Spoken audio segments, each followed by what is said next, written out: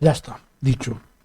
Vamos a tener una lectura en la primera carta de Juan, no en el Evangelio de Juan. Está el Evangelio de Juan y 3 cartas de Juan, primera, segunda y tercera. Entonces la lectura de hoy está en primera de Juan, capítulo 1, del 1 al 7. Es muy sencillita de leer, solo tiene 5 capítulos y tiene una riqueza inagotable.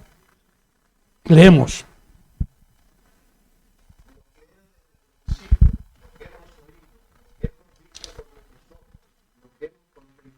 Y palpar nuestras manos, recalca el verbo de vida. La vida manifestada, la hemos visto y testificamos. Y os anunciamos la vida eterna, la cual estaba con el Padre y se nos manifestó. Lo que hemos visto y oído, eso os anunciamos, para que también vosotros tengáis comunión con nosotros. Y nuestra comunión verdaderamente es con el Padre y con su Hijo Jesucristo. Estas cosas os escribimos para que nuestro gozo sea cumplido. Este es el mensaje que hemos oído de Él y os anunciamos. Dios es luz y no hay ninguna tinieblas en Él. Si decimos que tenemos comunión con Él y andamos en tinieblas, mentimos y no practicamos la verdad. Pero si andamos en luz, como Él está en luz, tenemos comunión unos con otros. Y la sangre de Jesucristo, su Hijo, nos limpia de todo pecado. Señor, te queremos agradecer la bendición, el privilegio y el gozo que es tener tu palabra al alcance de la mano y poder conocer el camino de la vida a través de los consejos que tú nos das a cada uno de nosotros. Gracias por esta bendición, Señor, y que en esta mañana tú abras los corazones y abras el entendimiento para que puedan recibir tu palabra y puedan, Señor, y podamos, Señor, ser edificados con tu palabra para darte gloria en nuestras vidas. En Jesús te agradecemos todo. Amén y amén. En esta carta de Juan es de las pocas, ella y Hebreos son las únicas en el Nuevo Testamento que no está el nombre del autor. En Hebreos se dice, piensan, creen algunos, que era Bernabé, porque Hebreo habla mucho del Antiguo Testamento y Bernabé era una persona que tenía mucho conocimiento del Antiguo Testamento. Si leéis Hebreo verá todos los detalles que da en el Antiguo Testamento, detalles que incluso no se dan en el Antiguo Testamento. Entonces tenía que ser una persona que conociera muy bien el Antiguo Testamento para aclarar y dibujar y escribir todo lo que él relata. Entonces se cree que era Bernabé, pero en las demás cartas de Pablo, de Pedro, de Judas, cuando empieza a escribir Pablo, siervo de Jesucristo, Pablo, siervo y llamado por Dios, Judas también, Judas, siervo de Jesucristo, Santiago, léelo en el encabezamiento, delata quién es el que lo escribe. Pero en esta carta no dice quién lo escribe. Pero no hay ninguna duda que es Juan el apóstol, el siervo amado del Señor. La razón por lo que no pone su nombre en el encabezamiento de quién es, dicen que es porque no es una carta que él escribe a las iglesias, sino es una predicación que hace en una iglesia. Y alguien de la iglesia lo va escribiendo todo y luego la manda a las demás iglesias. Eso es lo que dicen de por qué no figura el nombre de Juan en el encabezamiento. En segunda y en tercera de Juan sí que empieza con el encabezamiento y se da a conocer el autor. Dice, el anciano al hermano Gallo, el que yo amo en la verdad. Tercera de Juan, el anciano a la hermana y a sus hijos, al que yo amo en la verdad. De una forma cariñosa, como Juan era el último de los apóstoles en morir, ya anciano, de una forma cariñosa y dulce, le llamaban el anciano. Y entonces se entiende que es él, sin ninguna duda, el que escribe. Juan fue uno de los primeros apóstoles en seguir a Jesús. Y Jesús, a él y a su hermano, les pone el sobrenombre de hijos del trueno. Este Juan fue el último en morir y en su vejez escribe estas 3 cartas y el libro de Apocalipsis. Motivos de la carta. Hay distintos motivos. Uno de ellos, y el principal y el central de la carta, es el amor. y constantemente está hablando del amor. Y aclara muy bien, el que no ama a su hermano no ha conocido a Dios. Porque ¿cómo puedes decir que conoces a Dios y vivir peleado con tu hermano? Eso no está dentro de la vida cristiana. Si amas a Dios, tienes que amar a tu hermano. Que no te guste mucho, pues todos no son tan guapos. Pero amarlo, tenemos que amarlo. Y siempre está la reconciliación, el perdón, si alguien me ha dañado como familia en la fe. Entonces, el primer punto de la carta principal es el amor. Dios es amor, dice Juan aquí, Dios es amor. Entonces, el cristiano que ama a Dios tiene que amar también a su hermano. Algunos versículos pones Juan 2:10.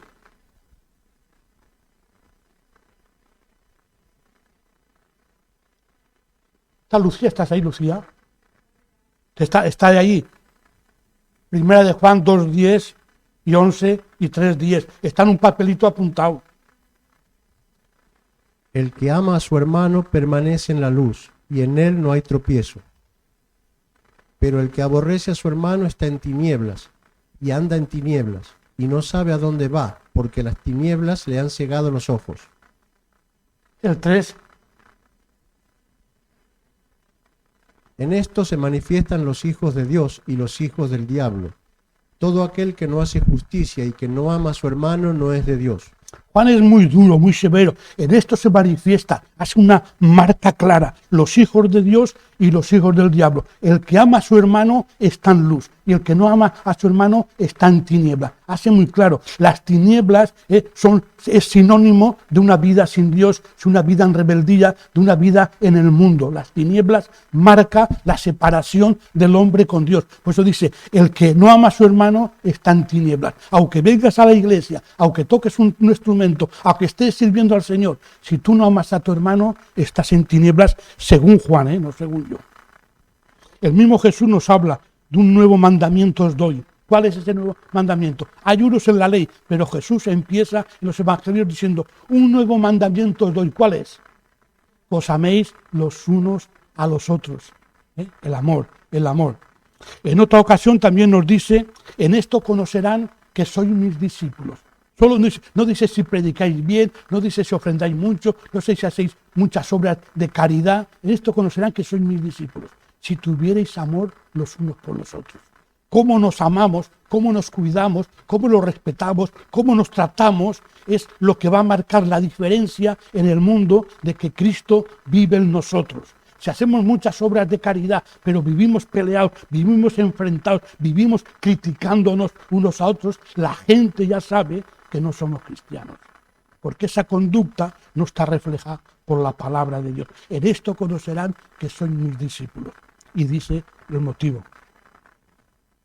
Aunque Juan nos habla de vivir la verdad en la luz, amar a Dios implica sí o sí amar al hermano, vivir en la verdad y andar en luz. Amar a Dios implica todas las cosas. Andar en luz, vivir la verdad y amar al hermano. Ninguna de esas tres cosas pueden estar fuera del corazón del cristiano. Si estos conceptos que Juan nos explica los tuviéramos bien claros y los practicáramos, ¿cuántas divisiones de iglesia se hubieran evitado? ¿Cuántos conflictos de iglesia se hubieran evitado? ¿Cuántas peleas de iglesia se hubieran evitado si practicáramos la verdad que aquí nos enseña? Y estos principios que Juan nos enseña, los tuviéramos arraigados en nuestra vida, ¿cuántos divorcios se hubieran evitado? ¿Cuántos divorcios se hubieran evitado? ¿Cuántas peleas se hubieran evitado? Hoy en día el divorcio está en el mundo, pero en la iglesia no hay mucha diferencia. Algo está fallando, algo estamos haciendo mal como iglesia para que seamos igual que los del mundo. Es muy común, no, ya no lo amo, he perdido el amor, ya no tengo ningún deseo. Arrodíllate y clama al Señor para que ponga amor en tu vida por tu cónyuge. No vale, ya no lo amo, me he cansado.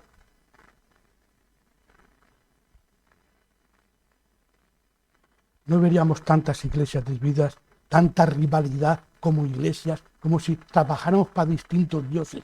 El Dios es el mismo, el problema lo tenemos en el corazón.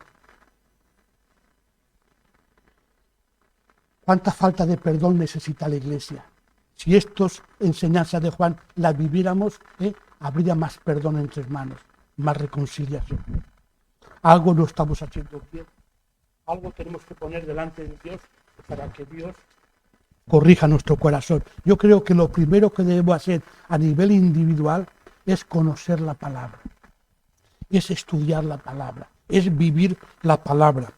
En ella encontramos valores necesarios para cómo conducirnos en la vida, valores necesarios para cómo tratar a mi cónyuge, cómo vivir en honestidad, cómo vivir en santidad. Entonces es preciso conocer y vivir la palabra de Dios para que esas cosas que pasan en el mundo no afecten mi hogar, mi vida o mi matrimonio.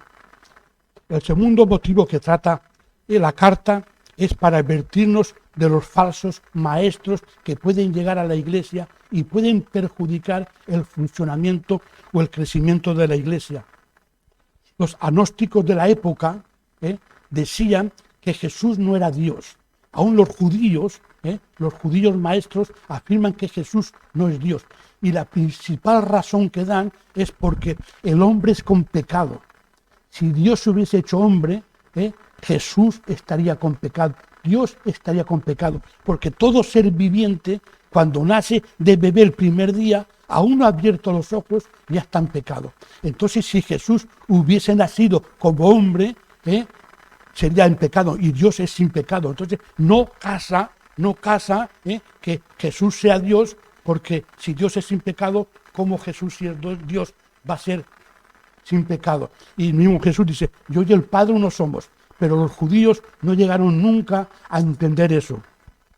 Por ese motivo afirmaban en aquella época que Jesús no era Dios. Podía ser cualquier cosa, un profeta, lo que fuera, menos Dios. No podía ser Dios. Ahora, no entendieron cuando el hombre pone su semen en el vientrecito de la mamá, ese semen ya lleva el pecado. Ya lleva el pecado. Y todo ser viviente cuando nace con pecado. No porque ha hecho un pecado. El bebé de un día que no ha abierto los ojos ya lleva pecado. ¿Por qué? Por la simiente del papá. Jesús no es engendrado por simiente de hombre. Jesús es engendrado por el poder del Espíritu Santo. Por esa razón nace sin pecado, no por otra cosa. Por esa razón nace sin pecado. Por eso Jesús es Dios y Él tiene autoridad para decir, yo y el Padre uno somos. Y por eso lo querían apedrear y por eso lo querían matar. Juan tiene que ser claro y tajante en su enseñanza para no crear malos entendidos en la iglesia. Pon, Lucía, Juan 2, 22 y 23.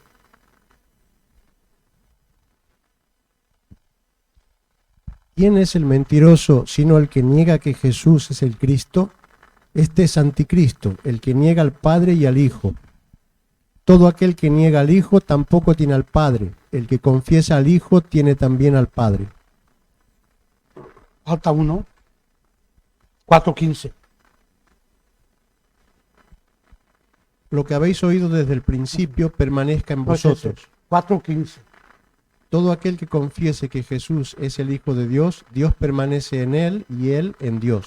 Hoy hay mucha tendencia, muchas líneas de judaísmo y muchas iglesias cristianas se está pasando al judaísmo, a las costumbres de la ley del Antiguo Testamento. Y aquí es muy claro, el que no tiene a Cristo no tiene al Padre y no hay más vueltas. Si Cristo no es el centro de la iglesia, si Cristo no es el pilar central de tu vida espiritual, el Padre no está contigo, Dios no está contigo. Y eso Juan enseña a la iglesia por el mover de la época de los falsos maestros. Pero hoy también estamos viviendo eso en muchas iglesias de falsos maestros que se están desviando y Jesús ya no es el pilar central de la fe cristiana. Entonces es necesario tener eso claro. El tercer motivo en el cual me quiero centrar más es que Jesús es luz, es la luz del mundo. Eso es otra parte central del tema. Jesús es la luz del mundo. Hay bastantes similitudes en el Evangelio de Juan y este escrito. En ambos el escritor nos resalta que Dios es luz y que la luz y las tinieblas son conceptos del bien y del mal. La luz y las tinieblas son conceptos claros del bien y del mal. De dónde estás dice que es el que hay en tu vida. Juan nos enseña aquí lo que él ha vivido ya ha oído en el primer versículo lo que él ha vivido, ha oído, ha visto con sus propios ojos, ha contemplado y ha tocado. Lo que era desde el principio, lo que hemos oído, lo que hemos visto con nuestros ojos, lo que hemos contemplado y palpado en nuestras manos, tocante al verbo de vida. Cuando habla del verbo, ¿a quién se refiere? Juan 1:1, ¿qué dice? En el principio era el verbo, y el verbo era con Dios, y el verbo era Dios. Está resaltando la eternidad de Jesús. Antes que nada existiera, Jesús era Dios, y Jesús y Dios eran la misma persona.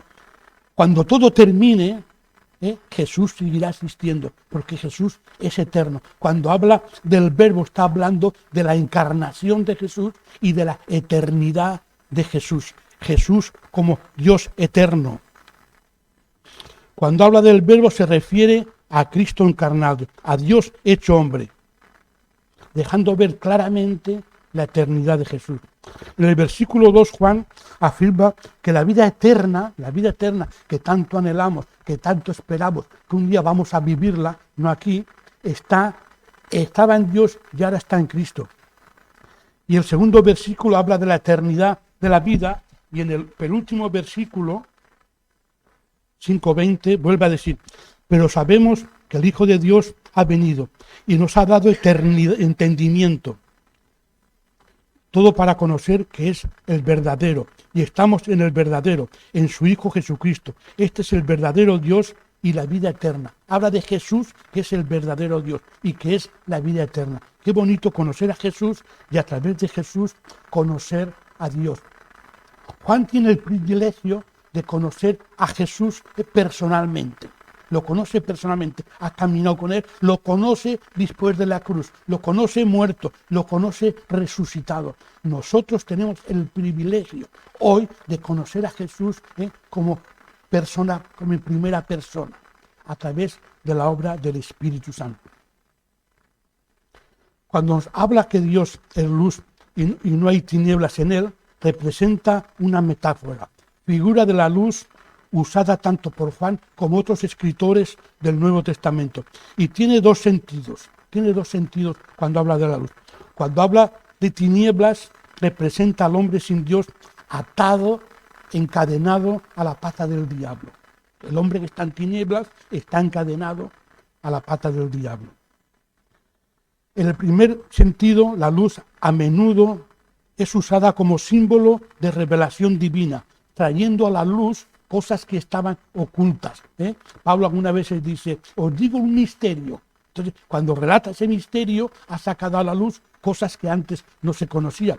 Cuando Juan aquí está hablando del verbo, está sacando a la luz cosas que no se conocían.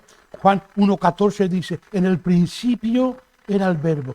Y el verbo se hizo carne y habitó con nosotros. ¿Quién era el verbo? Jesús. ¿Quién habitó con los hombres? ¿Quién se hizo carne? Jesús. Queda claro, muy claro, que el verbo es Jesús y que el verbo habitó en los hombres y hoy por el Espíritu Santo habita con nosotros. En otros pasajes la luz es usada como símbolo de justicia perfecta del bien y del mal. Aclara Juan que si andamos en luz, estamos en comunión con Dios. Y si andamos en tiniebla, andamos con Él. Ya eso queda muy claro. Entonces, cada uno decide cómo quiere caminar. Y tú mismo puedes ver en tu vida de la semana con quién estás caminando.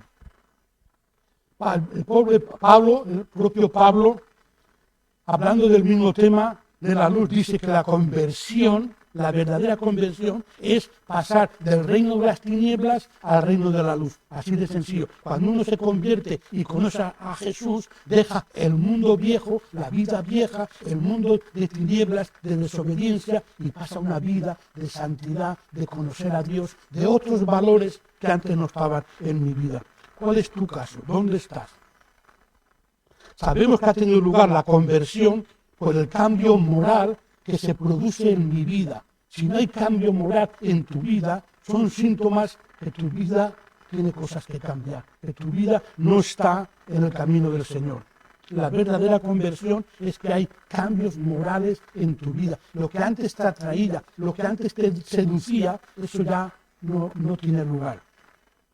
Gálatas 2:20 dice, con Cristo estoy crucificado y ya no vivo yo, mas vive Cristo en mí. Eso es la nueva vida en Cristo. Cristo vive en mí, entonces las cosas viejas pasaron, las cosas viejas ya no me dominan, no me gobiernan. Ahora que domina y gobierna mi vida debe de ser Cristo, y es Cristo. La conversión es imitar a Cristo, vivir con los valores cristianos, y ahí entra la fe, la obediencia, la santidad, el amor. Juan 2:6 dice, el que dice que permanece en mí debe andar como la nube. Qué sencillo y qué claro deja. El que dice que es cristiano debe vivir como Cristo. Y hay demasiados cristianos que dicen que lo peor que no ser cristiano es aparentar ser cristiano sin ser cristiano, porque perjudica el crecimiento de la Iglesia y degradan el nombre de Cristo. Dios es luz y no hay ninguna tinieblas en él. Si un cristiano anda en tinieblas, tarde o temprano, por muy fija que tenga la máscara se cae. Y sale a la luz lo que hay en su corazón. Y sale a la luz lo que verdaderamente es. Las máscaras siempre se caen. Las máscaras se mueven y reflejan lo que hay en tu corazón. Quieras o no quieras. En el mundo podemos decir a ciencia cierta, la gente que vive sin Dios, la gente que vive en el mundo, podemos decir a ciencia cierta que son mundanos, que no conocen a Dios por la vida que llevan de rebeldía, de pecado, de desobediencia, les importa lo espiritual nada. Entonces toda esa gente que vive lejos de Dios para darle placer a la carne, podemos decir sin temor a equivocarnos que no son cristianos, que no conocen a Dios, que no van a tener eternidad con Cristo. Pero dentro de la Iglesia, ¿cómo podemos identificar a los falsos cristianos? ¿Qué armas podemos tener o argumentos para identificar a los falsos cristianos? Si pueden haber incluso falsos cristianos que estén en la alabanza, que estén sirviendo al Señor. Aquí no pasa, eso es en otras iglesias.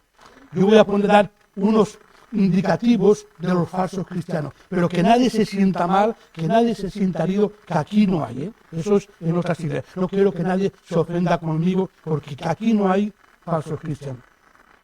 Decir este es cristiano y aquel no, parece un juicio fuera del lugar. Si yo le digo, con perdón, a Ramón, que tú no eres cristiano, él me dice, tú me estás juzgando, ¿tú quién eres para juzgarme? Tú no me puedes juzgar, eso es muy común decirlo. Pero la Biblia dice que el árbol se conoce por los frutos. Mira que es sencillo. La Biblia mismo juzga la vida de cada uno. Y yo puedo decir, por los frutos que tú das, si eres o no eres cristiano. Un ejemplo sencillito. Yo amo a mi mujer, aunque no esté aquí, pero si a lo mejor se lo cree demasiado. Yo amo a mi mujer con todo mi corazón, con toda mi mente, con toda mi alma, con todas mis fuerzas, el amor de mi vida. Y ella lo sabe, pero yo miércoles le soy infiel. Jueves me voy con otra. Viernes la maltrato. Y ahora llego a casa, ya me dice, es que tú no me amas. No, tú me estás juzgando. ¿Cómo dices que yo no te amo? Tú estás haciendo un juicio fuera de lugar. No, por lo que tú estás haciendo, demuestras que no me amas. Porque si me amaras, me cuidarías, me protegerías, estarías conmigo. Entonces, tú no me amas. No es un juicio, es la realidad de lo que hay en tu corazón. Así nos pasa con Dios. Domingo podemos estar aquí levantando las manos, tocando un instrumento, pero miércoles le soy infiel, jueves vivo en desobediencia, miércoles soy uno más del mundo, viernes vivo como uno que no es cristiano. Entonces, ahí está el juicio de la palabra, no del hombre, que tú no vives una vida cristiana. Que alguna vez dijiste ser cristiano, me lo creo, pero vivir una vida cristiana es mucho más que venir algún domingo a la iglesia. Está muy bien la iglesia, pero la vida cristiana abarca muchas más cosas que solamente la iglesia. Pablo nos explica muy bien en algunas cartas lo que es el hombre sin Dios y qué clase de hombres no van a heredar la vida eterna. Lo dice muy claro. Este tipo de gente no va a heredar la vida eterna. Hace una lista en 1 Corintios, en Gálatas, en Efesios, dice, digo de memoria, los fornicarios no heredarán el reino de Dios, los borrachos los podemos identificar con mucha facilidad, los borrachos, los que se acuestan con varones, los mentirosos, los hechiceros, los que consultan a divinos, haga una lista grande de personas que está clara que oye, ese, por lo que vive, por lo que cree, por lo que hace, no es cristiano. Dentro de la iglesia, ¿cómo podemos identificarlo? Yo he hecho una lista de 4 cositas solas. Podemos hacerla más larga, pero 4 cosas donde uno puede dudar de la conversión de esa persona si estas cositas están en tu vida. Primero, cuando me atraen más las cosas del mundo que las cosas de Dios. Si te pasa eso, que aquí no, ya sé que aquí no. Si eso pasa en tu vida, que las cosas del mundo te atraen más que las cosas de Dios, eso es vivir en tinieblas. Entonces, si eso ocurre en tu vida, sin ninguna duda, has de examinar delante de Dios cuál es tu vida cristiana, cuál es tu conversión. Si las cosas del mundo ocupan el primer lugar en tu vida, que te cautiva con tanta facilidad antes que las cosas de Dios, cero patatero. 2, cuando la iglesia no es importante en tu vida. Cuando la iglesia no tiene ninguna importancia en tu vida, hay otras cosas más importantes en tu vida. La iglesia no es una idea de las personas, de los hombres, de un pastor o de los apóstoles de Jesús. La iglesia es creación de Dios y Dios, Jesús es la cabeza de la iglesia y nosotros somos el cuerpo de Cristo. Entonces, la iglesia es imprescindible para el crecimiento de tu vida espiritual. Y dice que allí envía bendición y vida nueva. Entonces, yo quiero estar donde está la bendición de Dios. Yo quiero estar donde hay vida nueva, donde hay gozo. Eso en el mundo no existe. Entonces, si la iglesia no es importante para ti, ya sabes cómo está. Cuando el domingo prefiero otras cosas antes que venir a adorar a Dios. El 3. Cuando el domingo hay otras cosas más importantes que venir a adorar a Dios, que venir a estar en comunión con los hermanos, eso es un síntoma peligroso de tu conversión. Cuando los domingos hay, la iglesia es importante, pero hay 4 cosas más importantes, o al mismo nivel, poner la lavadora, ir a almorzar, quedarme a dormir, ver la televisión, ver la novela. Si todas esas cosas le quitan el lugar a venir a las cosas de Dios, es porque esa conversión tuya necesita un repaso. Si venir a la iglesia no es importante, es porque algo falla en tu vida espiritual. Hebreos 10:25 dice, no dejar de congregaos como algunos tienen por costumbre. Y tanto más cuando veis que aquel día se acerca, el día del juicio se acerca, y el que no esté en la iglesia como parte del pueblo de Dios, quizás se quede fuera.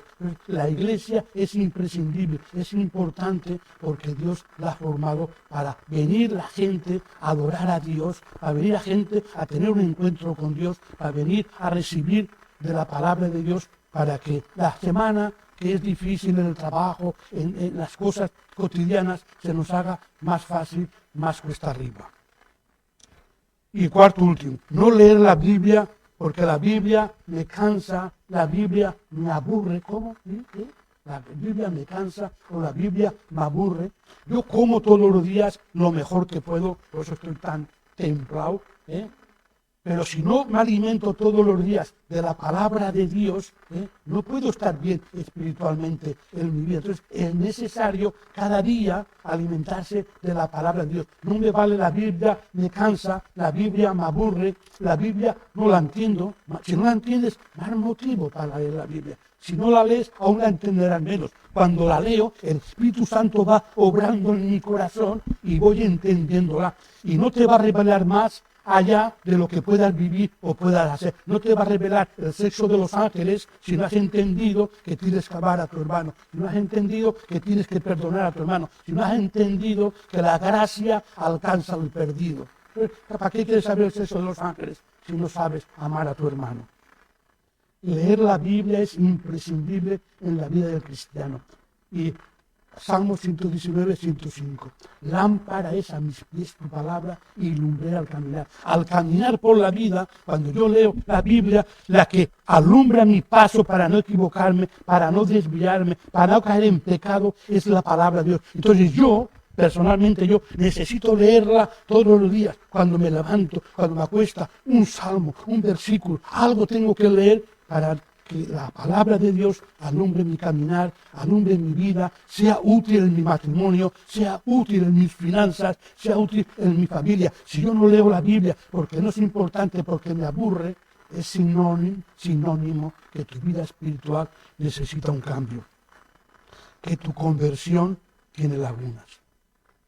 4 cositas que yo me he inventado, pero no van mal encaminadas. No van mal encaminadas. Y si juntas todas, que la iglesia no te importa, que la Biblia no la lees, que los domingos no es importante, pues ya, que te se lleve el Señor. El versículo 7 nos habla de andar en luz. Cuando nos habla de andar en luz o en tinieblas, no se está refiriendo a nuestra vida, a nuestra visión de Dios, sino a nuestro estilo de vida, a nuestra conducta de vida. No se está refiriendo a la revelación de Dios, sino a nuestra conducta, a nuestro andar diario, a nuestra conducta moral.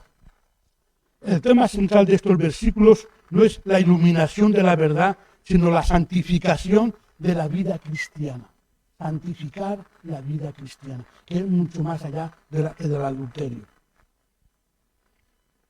La luz y las tinieblas representan lo bueno y lo malo de la vida.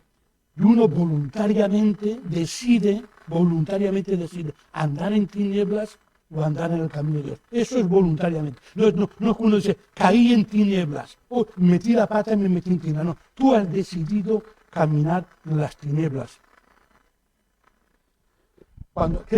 Lucas 1:17, cuando el sacerdote Zacarías profetiza sobre Jesús, el sacerdote Zacarías, el padre de Juan el Bautista, profetiza sobre Jesús antes que naciera. Es revelación de Isaías capítulo 9. ¿Quieres poner Lucas 1:79?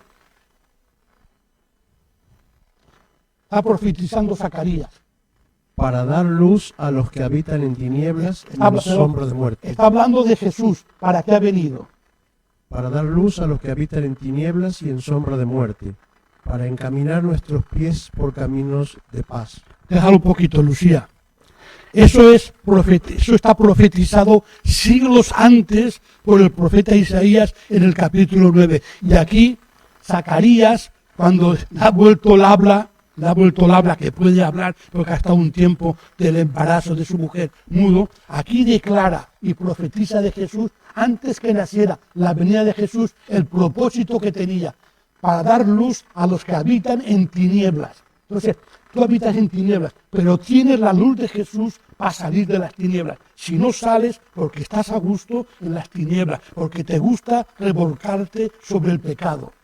Para dar luz a los que habitan en tinieblas y en sombras de muerte, para encaminar nuestros pies por camino de paz. ¡Oh, qué bendición! Que ese sea el propósito de Jesús para mi vida, para darme luz y para caminar por el camino de paz. ¡Qué bendición! Que Él te ofrezca la paz sin merecerla tú. ¡Qué bueno es la profecía del sacerdote! Te lo puedes quitar si quieres, Lucía.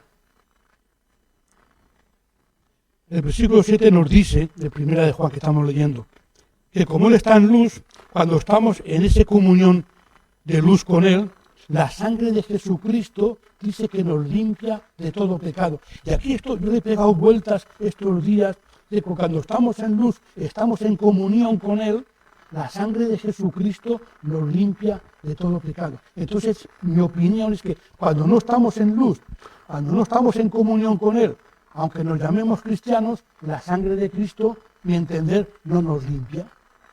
No limpia nuestros pecados. Claro está que los pecados se limpian cuando son confesados, pero cuando no estamos en comunión con Dios, no estamos en luz con Dios, estamos en el bando contrario. El que no es conmigo, contra mí es.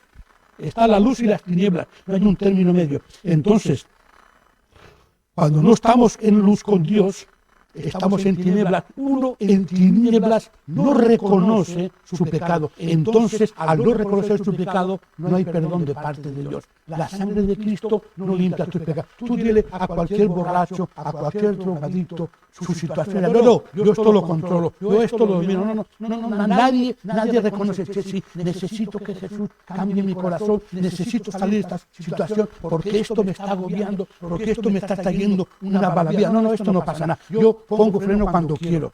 Por eso, el que no está en luz, en comunión con Dios, la sangre de Cristo no limpia su pecado. Toques el instrumento que toques, hagas lo que hagas. Según dice Juan, según dice Juan. Y lo que yo entiendo que quiere decir, si nos limpia cuando estamos en comunión, cuando no estamos en comunión con Él, entiendo que no ocurren las mismas cosas, porque si no, ¿qué más da vivir en pecado o no vivir en pecado si me limpia cuando a mí me parece oportuno? Nos limpia, claro está, cuando le pedimos perdón por los pecados. Yo siempre he dicho que solo hay un pecado que Dios no perdona. Solo hay uno. Es el pecado que no se confiesa. Pero todos los pecados que se confiesan, Jesús los perdona. Pero para poder confesar un pecado tienes que reconocer que vives en pecado, tienes que reconocer que necesitas salir de ahí y que Jesús puede perdonar tus pecados. Si eso no lo reconoces, si no llegas a esa convicción de pecado, nunca vas a poner delante de la cruz de Cristo tus pecados. Algo especial ocurrió con Jesús que hizo que las cosas sean diferentes. Con Él termina la era de la oscuridad y comienza la nueva era de la luz. Eso ocurre con Jesús. Termina la era. Hasta ese momento el mundo estaba a oscuras. No conocía la luz. Pero con Cristo empieza la era de la luz. Jesús es la nueva luz del mundo, del amanecer, para un nuevo mundo. Y nosotros, la Iglesia, somos el faro que alumbra a los perdidos a encontrarse con Jesús. O eso debería ser la Iglesia. La Iglesia que no alumbra a los perdidos a encontrarse con Jesús no es una Iglesia que agrada a Jesús. Porque el propósito es llevar las buenas nuevas a los perdidos. Ese es el propósito de la Iglesia y es el sentido principal de la Iglesia. Una vez el pastor, el apóstol Chaborro, nos compartía, dice, cuando una iglesia tiene una actividad, cualquier actividad que tenga, y no se predica a Cristo resucitado, está en pecado. El principal motivo de la iglesia es predicar a Cristo resucitado. Por eso en todas las actividades que aquí hacemos, en todas se predica a Cristo resucitado. La obra la hace Jesús, el cambio lo hace Jesús y la transformación es obra del Espíritu Santo. Pero la tarea de la Iglesia es anunciar que Cristo viene, que Cristo trae paz y que Cristo cambia tu vida. Y la única manera que podemos encontrar vida eterna, según Juan, es en estos pasajes, es encontrando a Jesús como nuestro Salvador. Y todo aquel que se acerca a la luz tiene esa esperanza de que con Jesús la luz pueda alumbrarme y pueda ayudarme a salir de la crisis que esté viviendo. No sé cuál es tu situación, no sé qué estar viviendo, pero la única forma que yo entiendo a la luz de la Biblia para cambiar tu situación es acercándote a Jesús. A veces nos preocupamos por el dinero de llegar a fin de mes, nos preocupamos por la salud, nos preocupamos por pagar la hipoteca, nos preocupamos por muchas cosas materiales, pero la única preocupación que tú y yo tendríamos que tener es que un día estaremos delante del juicio de Dios. Esa debería ser nuestra única preocupación y lo demás sería secundario. La única preocupación que tarde o temprano estaremos delante del tribunal de juicio de Dios. Esa sería nuestra verdadera preocupación. ¿Y cuál respuesta tendremos? Tú decides qué es lo mejor para tu vida. ¿Cristo o vivir dándole placer a las cosas del mundo? Es decisión personal tuya. Te invito a que tengas unos segundos con la cabeza inclinada y poniendo tu situación delante de Dios. El salmista le dice, examíname, oh Dios, y ve si hay en mí camino de perversidad. ¿Qué cosas quiero cambiar en este año? Ha empezado un año, Señor, y no quiero que termine el 2025 como ha terminado el 24. Sin pena ni gloria, como trabajo y duermo, y esa es toda mi vida, eso es todo el año. Yo no quiero eso para mi vida, yo no quiero eso para la iglesia. ¿En qué te vas a comprometer delante de Dios en este año? ¿En qué te vas a desafiar delante de Dios en este año? Hemos empezado el año, pero nadie tiene la seguridad que lo va a terminar. Entonces, en este año, ponte compromisos y desafíos delante de Dios para que Dios cambie tu entorno, para que Dios cambie tu vida, para que Dios traiga bendición y prosperidad espiritual en primer lugar a tu vida.